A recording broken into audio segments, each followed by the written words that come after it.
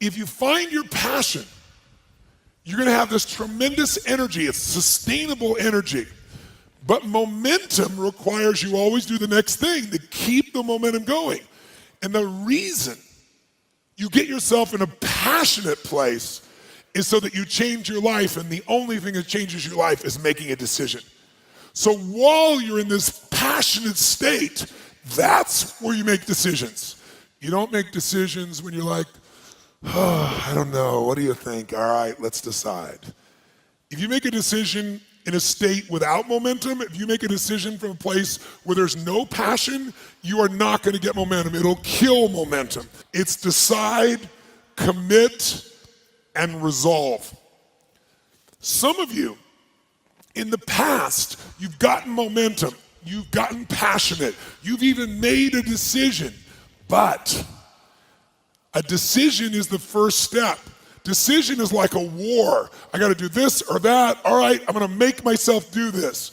But commitment is when you now, after you've decided, you commit to do this for the long term. Whether it's hard or easy, doesn't matter. You're doing this. It takes it from this moment and it carries it into the future even when things are difficult. And the third state is resolve. Resolve means it's done. It's like, it doesn't even if you took action, it's done inside you, so it's done out there. There's no question whatsoever. Then once you decide, the only way the commitment and the energy and the momentum continues is if you take immediate, massive what, my friends? Massive what? Write down in your notes, massive action is the cure-all. Massive action is the cure-all. If you're having a difficult time with something, your relationship isn't where you want it to be, your finances are not where you want to be, your body's not where you want to be, your business is not where you want to be, you need to take massive action. And if that doesn't work, try something else. If that doesn't work, try something else. Keep going with massive action and you will find the way because it will give you momentum. If you want to grow a business, I can teach you a million strategies that will change you overnight. And if I get you to use a strategy and grow your business 30% like that, you are gonna get so excited that your story about your business will change, won't it? You're like, I can rip this open. I'm gonna make this thing 100% more profitable. That's why 80% of those people, I can grow them 30 to 130%. Because once I get into momentum, people's story changes. And when their story changes, the third and most important thing changes, their state. Because that's what really changes it all.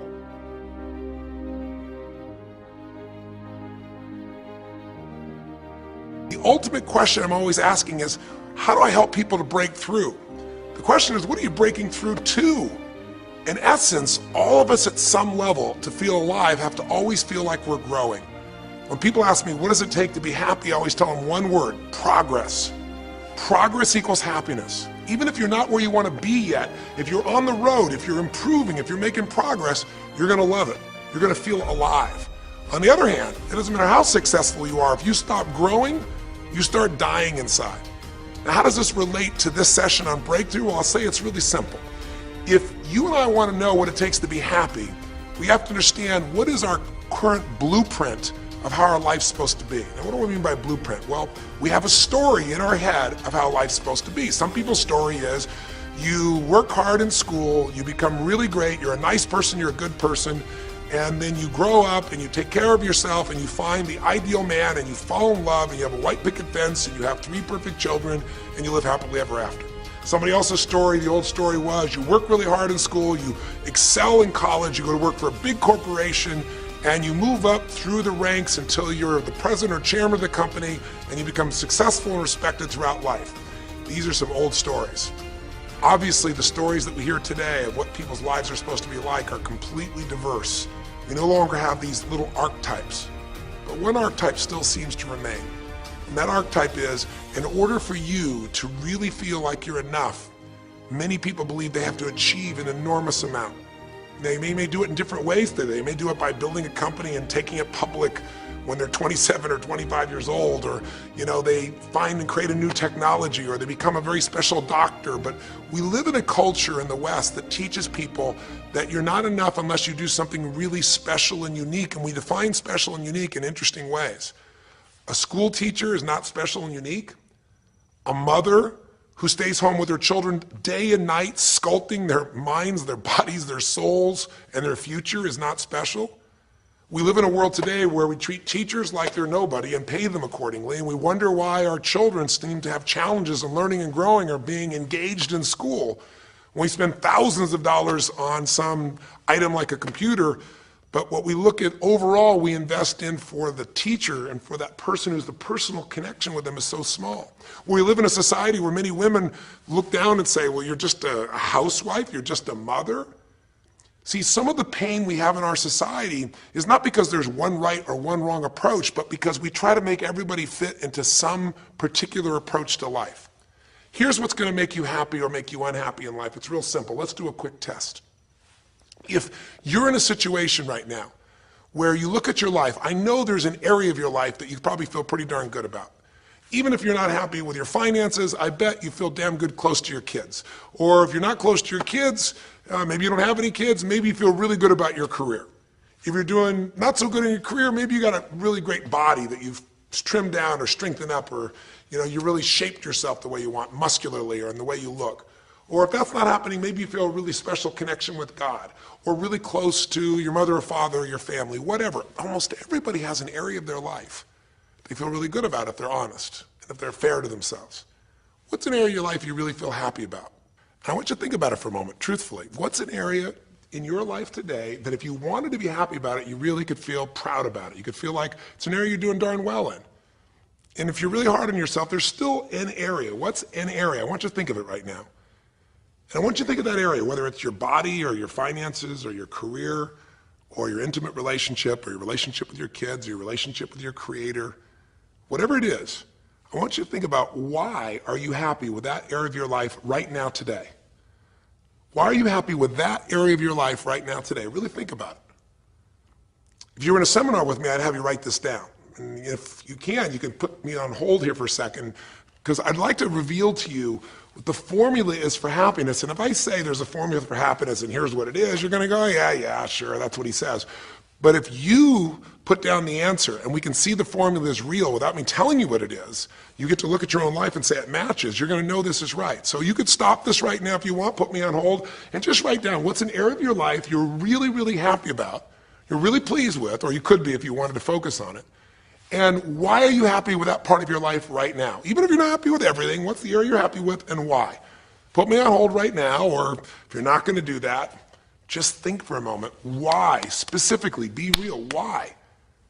Now, when I ask this, if you turn me back on now, if I ask this of an audience, I'll have people write this down for a few minutes, and I'll call on people, and I'll say, share with the person next to you first. What are you happy about, and why are you happy in that area? And be specific. And after they share, I'll have people stand up, I'll call on a variety of people, and I say, ma'am, tell me, what are you happy about? And she'll say, well, honestly, I'm really happy with my body. She goes, I never thought I'd say that, but I used to be so unhappy with it, and I did some things, I pushed myself through, and now I exercise regularly, and I'm not perfect, but I feel fit, I feel strong, I feel energetic, and that's really, I don't know, it just feels good to me. Now, I say to everybody, I'm now going to show you what the formula for happiness is, and it's real simple. I want to reveal it to you so you don't ever forget it. Whenever you're happy with an area of your life, it's because right now, your current life experience, I call it your LC, your life conditions, the conditions of your life conditions in that area match or are equal to your blueprint, your story, your belief about how life should be in that area. So this woman says to me, I'm really happy with my body because it's not perfect. Her blueprint is I don't need to be perfect, but it's so much better than it was. I'm fit and I'm strong and I have this energy. Her mental blueprint says I should be fit, strong, and have energy. I don't need to be perfect, but I should be that way. Well, when my life, my body matches how I think it should be, I feel good about my life. I'll ask somebody else. I'll say, tell me an area you're happy with. Someone else will say, well, I'm really happy with my career. And why? Well, I'm doing better than I even thought I would be. I'm ahead of the schedule of where I hoped I'd be at this stage. I'm working at this level in this company and I have these skills and this ability and it's even better than I thought. Well, once again, listen, this person's happy with this area of their life because their current life conditions in the area called their career are even better than they expected they would be, better than their blueprint, better than their belief of how it should be. If it's really better, you tend to be over the moon. One woman would say, I gotta tell you, I said, I'm the happiest I've ever been in my whole life. How come? She goes, because I have this man in my life and I'm in love with him and he loves me and I can be myself with him. And we have this incredible intimacy and this passion and we want to be with each other all the time and I never get bored with him. Well, what's her blueprint? You want to be with somebody that you can have total intimacy with, somebody who you love and loves you. Those are part of her rules, her beliefs of how it should be. She said, it needs to be, I never want to be with anybody else. I want to be with them every moment. Her blueprint about how life should be and the way she lives, her relationship's even better than she hoped. When it's better than you hope, you're going to be totally excited. So think about this then. What's an area you're not happy with? Let's see if we can find the formula for unhappiness. If the formula for happiness is to be able to meet your expectations or exceed them, that really makes you excited, but to be happy, you gotta at least meet it. It doesn't have to be perfect, but if you generally are meeting what you expect you want from your life in that area, you feel good. Life conditions match blueprint, feel good. So what makes you feel bad? What creates pain, stress, frustration? Real easy way to figure it out. Answer this question. What's an area of your life you're not happy with? I mean, be honest with yourself. And even if your life is great in all kinds of ways, I'm sure there's an area you'd like to improve. Anybody who's honest, if they're doing great in their career, very often they don't take care of their body so much. If they're really focused on their body, very often they find themselves in a position where they're not spending enough time with their kids. Or if they're spending time with their kids, their intimate relationship's not doing so well. Because it's the nature of human beings to focus on areas they feel comfortable with and strong in and give those time. And the areas they don't feel so strong and they go, I don't have time for it. What they're really saying is, I don't feel very competent in that area. So what's an area of your life that you are not as happy with? I mean, it's healthy, honestly, to look at areas and say, I don't like it, I want more. This whole concept of a breakthrough is about how do I close the gap between where I am right now and where I want to be. That's what we're here to do. It's like, here's where I want to be, here's where I am. It's healthy to see there's a gap. That makes me have this hunger, this drive to grow, to feel alive, to expand as a human being. So is it your body? Is it your finances? Is it your career? Is it your spiritual life or lack thereof in terms of feeling connected in that area? Is it your kids? Right? What's the area? What's the area that's not where you want it to be? And then answer for a moment, why aren't you happy with that area of your life right now? Why specifically today are you not happy with that area of your life at this stage of your time of your life? Again, you can stop this and write it down. Might be useful for you. Or if you're going to keep it running, stop it and you'll turn it right back on and I'll kick into it. Do that now. Or if you kept it running, then I'll give you what happens. I have people write this down and they don't like this exercise so much. Oh, I don't like my body, or I don't like my finances, I don't like my career, I don't like the person I'm in a relationship with, I don't like myself the way I'm in relationships. Why? And they write it all down. Have people share back and forth. I call on people and the lesson's pretty clear. I tell people in advance, here's the formula for unhappiness. I'll show you before you do anything else. When your life conditions, the way you're living your life today, does not match, it doesn't equal your blueprint, your story of how it's supposed to be, then you're going to have disappointment, frustration, or pain. If your life is way different than the way you think it's supposed to be, you can have enormous pain. If it's a little different, you might feel stressed. Make sense? So people stand up and they say, tell me, what's the area you're not happy with? And the person says, well, I'm really not happy with my finances. And I go, why? And they say, because I'm doing worse now than I was 5 years ago. I made mistakes in the market, and at this stage of my life, I should have this much money, and I don't have it, and I don't know how to change it, and it's making me crazy. And why are they crazy? You say, well, because they don't have their economic needs met. No, you can not have your economic needs met, and you can still be okay, but when you have an idea, this is what my need is, and I did the wrong thing, my life doesn't match how I'm supposed to be, that's when people get a little crazy. See, think about it. If You grew up taking care of folding your own clothes, making your own meals, going to the store, doing the grocery shopping, cleaning the bedroom, cleaning the house, vacuuming, taking out the trash, and you did that your whole life. Then if you have to do that later on, you don't feel like you have economic pain because you don't have a maid. But if you grew up in an environment where everything was done for you, you never have to work, and now suddenly you have to work incredibly hard to just pay enough money to pay your bills, and all of a sudden food is building up and the house is dirty and your clothes aren't folded and nothing matches, you might find yourself really angry and frustrated because you have a different story about how life's supposed to be than how it is. Someone else will say, well, I'll tell you why, because I'm in a situation now where, I'm 30 pounds heavier than I should be. Should be is the key word. There are people in all cultures who love being big. There are people that will walk around and someone else might think they're massively overweight, but they're going, I own this, honey, and they really, truly, they match their blueprint. Big is beautiful, because their idea is big is beautiful. I'm big, that's beautiful, matches my blueprint. Rock and roll, I'm happy as can be. Somebody else can look like a twig and be stressed out saying, I hate my body. Because their blueprint says I should be the skinniest thing on earth and I'm not skinny enough. Am I making sense? When your life conditions don't match your blueprint, you're going to have pain.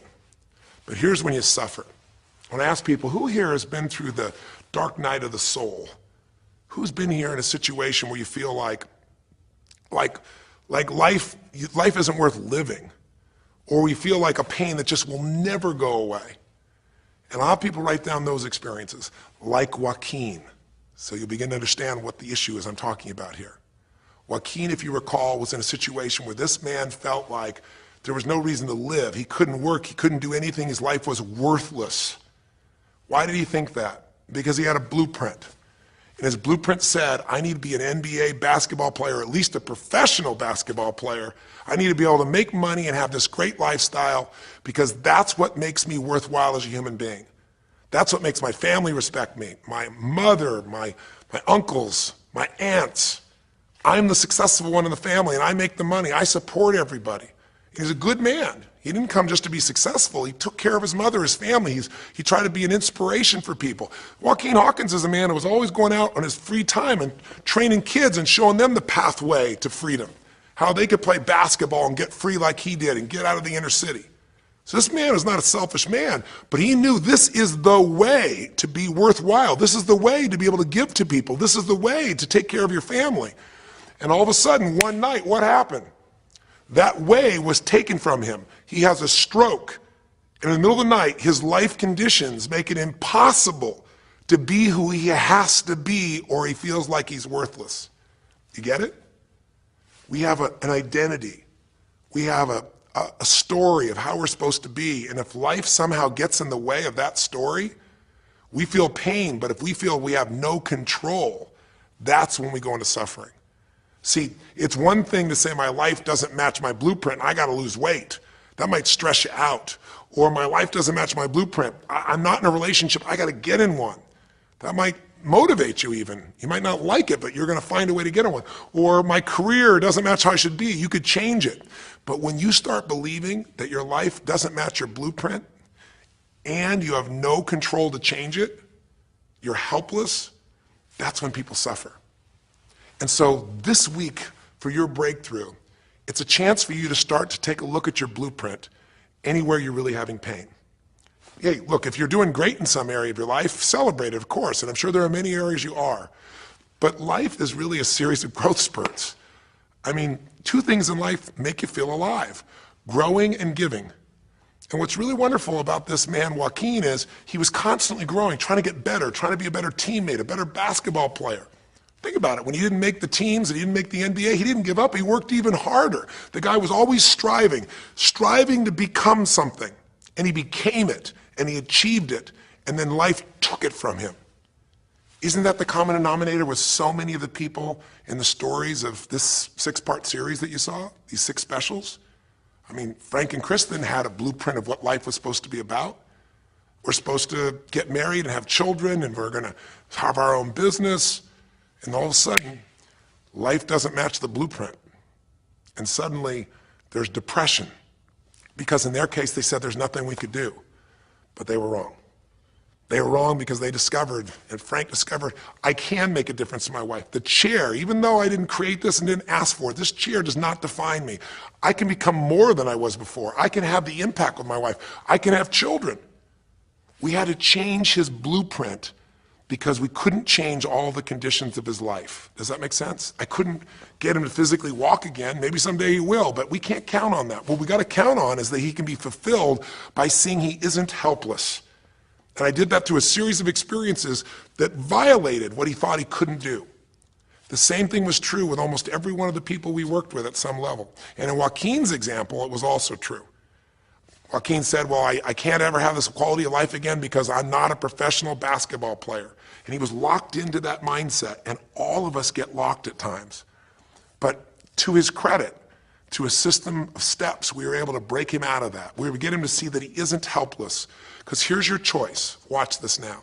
If you're suffering, if you're in pain, your life doesn't match how you think it should be, and you think you're helpless to change it, now you have only 3 choices. Choice 1, blame something. And that's what Joaquin did, if you recall. He blamed his coach, he blamed what happened to him, and of course these things were outside his control. But he blamed his coach. And a big part of the healing, if you watch this session, was bringing his coach in and getting him to see, hey, you know what, all that anger, all that resentment inside of you, Joaquin, A, it's not based on the truth, and B, like Nelson Mandela said, you know, having resentment in your soul is like drinking poison and hoping that your enemy will die. It doesn't work that way. And when Joaquin was able to break out, his breakthrough was a change in perception, to realize this coach wasn't stopping me. I just felt like I lost everything, and so I don't know how to change it, so I'm looking for something to be mad about, someone to blame, so I don't have to blame myself, or I don't have to feel so helpless. Because when you're angry, you don't feel so helpless. You feel strong for the moment, even though it's a fake strength. When he was able to make that breakthrough, he could stop blaming, because these are your 3 choices. When life doesn't match how you think it should be, blame something. An event, someone else, or yourself. As we talked about earlier in this series, blame games just destroy you. There's no progress when you blame. For the moment, you feel okay, but nothing changes. What are your real choices? You only have 2 choices in life. If life doesn't match your blueprint, you either have to change your life. That is, you got to say, you know what, my body isn't there, I'm going to go work out. My relationship isn't there, I'm going to change it. You know, I'm not making what I got to make, I'm going to retool, I'm going to get a new skill, I'm going to go back to school, I'm going to start a business, I'm going to do something. You have to do something to change your life. Or, in order for you to be happy, if you can't change your life, you're going to have to change your blueprint. Usually in life, it requires a little bit of each. Does that make sense? And if you change your life and change your blueprint, you can have an extraordinary life. And what you witnessed this man do was, once he let go of his anger and his denial, once he started to look at things, he began to find, by spending time with his family, that he was worthwhile being loved whether he played basketball or not. Of course, professional basketball was no longer a part of it. And we got to get Joaquin to shift that. And Joaquin is a metaphor for all of us, because all of us are going to have times in our life when what we want or think life should be like isn't going to match how life really is. Those moments, if we blame, our life goes into pain. If we change, we can change our life and match our blueprint. But we have to also know when it's not within our control. And that's how we're able to make a shift and change what our story is for our life, what our expectations are, not by lowering them, but by changing what that model really is. I hope this makes sense to you. I'll give you a great example. Years ago, I do a lot of work with business people, celebrities, people of all kinds of walks of life. And I was dealing with a group of people, and they knew a very, very powerful celebrity. And to give that person privacy, I won't tell you too many details, so you can't figure out exactly who it is, but it would be a person who was very successful as a woman, who was extremely attractive by cultural standards, a woman who's had a lot of dear friends, a lot of deep respect, so great skill, great ability, extremely talented, quite attractive, quite wealthy in financial terms, and lots of great friends. This would be, for most people's idea, the ultimate blueprint. If your life matches that description, you must have an incredible life. But ironically, this particular individual, as famous as they were, was depressed all the time. They had seemingly everything, and yet the person was depressed.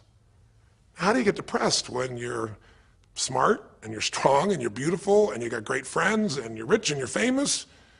Well, It's real simple. People said, I don't know what it is. Everyone's tried to help her. She's been through counseling. She's got all these different drugs. Nothing's working. She's taking antidepressants and she's still depressed, which is not uncommon, by the way. Because if you change the way you feel physically, but you still see your life doesn't match how you think it should be at some level, and you feel like you're helpless to change it, you're going to be depressed. So I said, bring her to me. I said, I can help her. I know that sounds like hyperbole, but I absolutely can help her. Well, how do you know that, Tony? Because I already know what the problem is. I know if someone's depressed, it's because they feel helpless because their life doesn't match how they think it should be. I just don't know what her blueprint is, but we'll find out what it is, and we'll either help her change her life, or we'll help her change her blueprint, or both. Long story short, and very quickly, I'll tell you the core of it. She came to me and she spent maybe the first half an hour telling me, apologizing, saying, I know I should be happier. I know it's silly for me to be depressed. I don't know why I'm so depressed. I know I should be grateful for what I have, and I am grateful. And it was all these reasons why she knows she should feel good, but still didn't. And I tried to finally explain to her, listen, I don't care about that. I care about you. The fact that you're not happy has nothing to do with what you have or don't have. The fact that you're not happy is that your life doesn't match the way you think it should be. And you have some idea of how you think it should be. And worse, if you're this depressed after all this time, you feel like you can't do anything. You have no power to change it. You feel helpless. And she looked at me in a certain way and I said, so what is that? What did you want your life to be like? She goes, well, it sounds stupid. I said, it's not gonna sound stupid to me. She said, well, I don't know. I just always, since I was a little girl, dreamed that I would be married and I would have 3 basically perfect children and they would love me totally, and I loved my husband, he loved me. And I said, okay, so how's that working for you so far? And she said, well, I think you know, she's a pretty famous person. She said, I'm divorced twice, I have no children, and I'm now X age. And to give you a clue, that age would be an age where having a child, your own natural child at least, barring a medical miracle, is not going to happen. So I said to her, well, why don't you just adopt? She goes, no, that's not it. And so what I had to dig under is, remember we talked in one of the earlier sessions about there's the surface problem and then there's the deeper desire or need. So I said to her, I said, well, what if you couldn't have the husband but you could have the kids? And she smiled and she said, I'd take that. I said, well, why not adopted kids? She goes, no, it has to be my own blood children. So I kept digging to find out what was behind her blueprint. Because your blueprint is just a projection of what you think you need to be happy. But as human beings, we're notoriously ineffective at knowing it's going to make us happy. So much that we think we're going to make us happy, we get there and we go, is this all there is? So many things that we think are going to make us miserable and we can never deal with, we go through it and we can handle it. We're not good at projecting these things. All kinds of studies will show this. So I said to her, well, what are you hoping to get from these 3 children? Why do they have to be your blood children? And she finally said, well, if they're my blood children, I know they'll always love me. They'll never leave me. What was she looking for? Unconditional love. She had this big blueprint that said, White House, picket fence, 3 children, perfect husband, all these different things. But what was behind that was a need to feel like she could have love that would be certain and wouldn't go away. So I can help her meet that need. So I said to her, I said, well, maybe one reason you don't have a husband is because every time you look at one, you're trying to figure out if he's going to get you those 3 kids in time and how that's going to happen. And maybe he feels a little stressed when you're looking at him this way because he can feel what's going on behind your bed, even if he doesn't know what the words are. And she started to laugh. She goes, I guess I've probably been that way a good portion of my life. And she goes, people wonder, why I'm so uptight. I said, you're uptight because you felt like you're running out of time trying to meet some picture. But I said, all you really want is love. I said, don't you have a lot of love in your life? Tell me about your friends. And gradually, I got her to start seeing this love that she was trying to get was already here. It didn't match the picture. Maybe we could paint a new picture of what life could really be like and make sure that picture met her deepest needs. That's basically what we did with Joaquin. Joaquin wanted to be a professional basketball player because he loved basketball, yes, but also because he wanted to be that man who was a leader. He wanted to be the man who was the good man. He wanted to be the one who brought energy to people. He wanted to be the man people would look up to. He wanted to be the man who could take care of his family in style, all of his family, not just his daughters and his wife, but other people as well. Underneath it all, he wanted to know that he mattered. And through the process that you saw in this show, he began to find out that he didn't need to be angry at the world, that yes, his blueprint was taken from him, but his soul and his ability to be a special human being that could touch other people was not taken from him. That maybe his real gift was his ability to inspire young kids, his ability to get himself to do whatever it took. How did he become a professional basketball player? Unbelievable discipline, unbelievable drive. He started bringing that to picking up trash, and the game started to change. He started to have fun there. He could come home and take care of his kids and pay his bills. That doesn't solve everything, but it gives him a way to suddenly regain himself. When he sat around with all of his family, and you saw part of those scenes, and if you watch little areas of browsing this week, you'll see some more scenes from his family where you see him beginning to realize they love me whether I'm rich or poor. They love me whether I'm a professional basketball player or not. They love me. That's what he was really after. And when he got that, it allowed him to let go and say, I can do other things. That doesn't mean he won't have challenges. We're all going to have challenges in our life. It doesn't mean that at times he won't wish he's doing more, but he's no longer stuck. He's broken through because he now knows I have control. I can change my life or I can change my blueprint. And when I do, I can fulfill it. I can start to feel that aliveness. Now here's the trap. What do you think happens once you fulfill your blueprint regularly? Once you figure out how to do what you always dreamed of. You always dreamed to live a certain way, and now you're living that way, living that way, living that way every day. Well, the human nervous system, the human spirit needs to grow. So pretty soon you'll get bored with that, and you'll come up with a new blueprint. That's part of life that's exciting. See, if you and I from this day forward are going to be happy, just remember what we've said. It takes two things, grow and give. A meaningful life comes from growing, that sense of progress, and it comes from having life not just be about me, but about we, doing something that makes me feel connected to other people besides myself. That growth, that sense of contribution fills a deep spiritual need that we all have. If you are unhappy in your life, you got three choices, really two. Blame, that's not a choice, it's not going to work. Don't blame someone else, don't blame the event, don't blame yourself. Just figure out what you're going to do to change your life. That's my specialty. If you like my coaching or my team's coaching, come visit with us. Come to an event. Come get a coach. Come through a program, and we'll guide you through it more than just a few minutes like this, and we'll do it directly in an environment that'll shift you. Or change your blueprint. You're going to have to rewire what's going on inside, and that's what we focus on as well. So I hope this journey has been an interesting one for you. I hope it's opened up your eyes to what it takes to go from where you are to where you want to be. It takes changing your emotional pattern. It takes bringing presence to your life. It takes realizing you have no problems compared to somebody else and putting your life in perspective. It takes the ability to deal with those extreme stresses that happen in your life by questioning your limiting beliefs. And again, we'd love to coach you and show you how to change those in a permanent way where it happens automatically, just like lifting weights so often until the muscle's always there and you find yourself able to follow through. It takes for you to be able to figure out how to deal with crisis and how to turn it around. It takes facing your fear. It takes pushing yourself through what used to stop you. It takes putting yourself in a position where you connect to what's more important than just yourself, what you value than just yourself. And it takes, I think in this case also, the ability to realize that no matter what happens to you, you're more than that moment. You're more than the story you think you're supposed to be. And that even when you're not matching what you think you need to be, maybe there's a reason for that. Maybe you're having to find a different part of yourself that's going to fulfill you at a much deeper level. Sometimes failing to get your goal gives you your destiny. I can't tell you how many people I've known over the years who had an idea of what they thought their life was supposed to be like, and they didn't achieve it, and they felt miserable and upset and frustrated, and one day an opening happened, and they went, oh my God, thank God that didn't happen. I think it's Garth Brooks had a great song, and it's a song about when he was in high school, and he was in love with this girl, infatuated with her, and she didn't even know that he existed. And he prayed to God every day that she would notice him, that she would fall in love with him. And then sure enough, she never did. He was so disappointed. His blueprint didn't match. His life didn't match it because she didn't even know he existed. And he felt this suffering. He could do nothing to turn it around.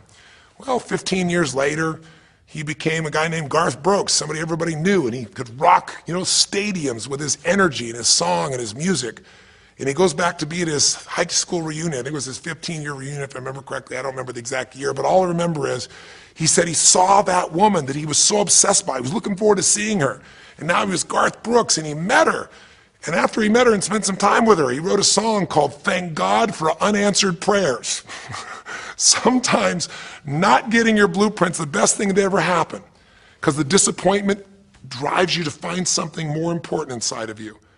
Or not getting it makes you look for another aspect of your life, a spiritual aspect, a family aspect, a physical aspect. If you can just trust that life doesn't happen to you, it happens for you, then you can find in any situation a benefit that can take your life to the next level. I don't care if you're Frank and Kristen. I don't care if you're, Mandy and Scott. I don't care if you're Joaquin and Kim. Every one of us in our life is going to face situations where it feels like we have total trauma, something that's been taken from us. The real question is, what are you going to do with it? Some people just live in their story of what they don't have, and they have the right to do that. If Frank and Kristen lived in pain and felt bad, we'd all say they have the right to do it. It's the difference between what you have the right to do and what you deserve to give yourself and others.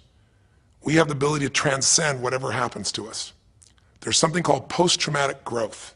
Very few people know about it. Two people go through the same stress, one's destroyed, the other grows. What's the difference? The people that grow will not give up. They don't have any excuses. They find the way to break through whatever it takes. And when they do, three things happen. Number one, they realize who they really are and what they're capable of. They realize they're so much stronger than they thought they were. And number two, they deepen all their relationships. You want to know who really cares about you, who you love and who loves you? Go through some tragedy, go through some hard times. All your Facebook friends go away. Your real friends, your real family shows up for you, and you show up for them, and it deepens your relationships. And the third thing happens, if you can push yourself through and break through whatever challenges life gives you, is each time you have a breakthrough, you get stronger. And it almost like builds a psychological immunity in you, where suddenly, all of a sudden, it's like stuff happens, you know stuff's gonna happen, and you're not scared of it anymore. Because after you've been through a stroke, after you've been through, losing the use of some of your body, your senses, after you lose a family member, and you break through to that, you get to the other side, it's like, give me your best shot, life. It's almost like there's this psychological immunity that says, I'm ready for whatever life will give me. I don't want challenges, but if they're here, I know I can handle them. That strength of spirit is what creates a sense of freedom and joy in life. And that strength of spirit basically comes from living a life where you are constantly and never-ending thinking away to improve yourself and to help others. That's my mission, and if we can serve you again in the future, I hope you'll check us out. There's 3 ways you can continue to participate with us. You can come to an event. Come have an experience with us live at a weekend at our Unleash the Power Within or our Date with Destinies. I think you'll find it's very different than just sitting here talking to you quietly, sitting in front of your computer screen. It's a rock and roll environment. It's like going to the ballpark and having one person sitting there talking to you versus being in the ballpark or the rock and roll concert, with 50,000. There's an energy and a power that comes from it. Second is there's immersion. Here we talk for an hour, there's distractions and emails. There it's total focus, and we go for immersion where literally what we did here over 6 weeks, a few little conversations, all that happens over and over again, multiple times a day, and you get that shift. So come to an event or call up and get a coach. We have people that you can work with and have a free coaching session and make sure it's really valuable for you. But these are people that can check in with you to help make sure you break through, you make the changes you want to make in your career or your finances or your body or your emotions or whatever area matters to you. And finally, lastly, and probably most importantly, every day you got to feed your mind.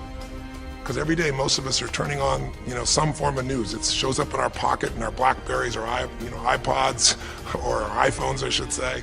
It shows up on your computer constantly. It chases us, and it rarely does a good idea interrupt you. Really what you have to do is pursue the ideas, pursue the experiences that are going to change your life. And we have a way to do it called net time, no extra time. A way where you can keep feeding your mind the stuff that really matters with some products or services. So if you're interested in any of those things, be sure to click on your interest of an event or interest in having a free coaching session, or maybe try one of our audio programs, because the other challenge here is with video, you got to sit here potentially and watch me, but with audio, you can do it while you're working out, you can do it while you're cleaning the house, you can do it while you're driving in the car, while you're getting to work. We'd love to continue serving you in any way we can. I know I've gone long in this session, but I really want you to think about, how can I get my life the way I want it to be? The way I do it is I figure out what my blueprint is and I update it for what life is. I change my life, match my blueprint, and suddenly my life feels full and alive. Thank you for the time that we spent together here. I've really enjoyed our time, and I hope that this breakthrough series reminds you to never settle for less than you can be. Never settle for less than you can give or you can share. Live strong, live with passion, and God bless.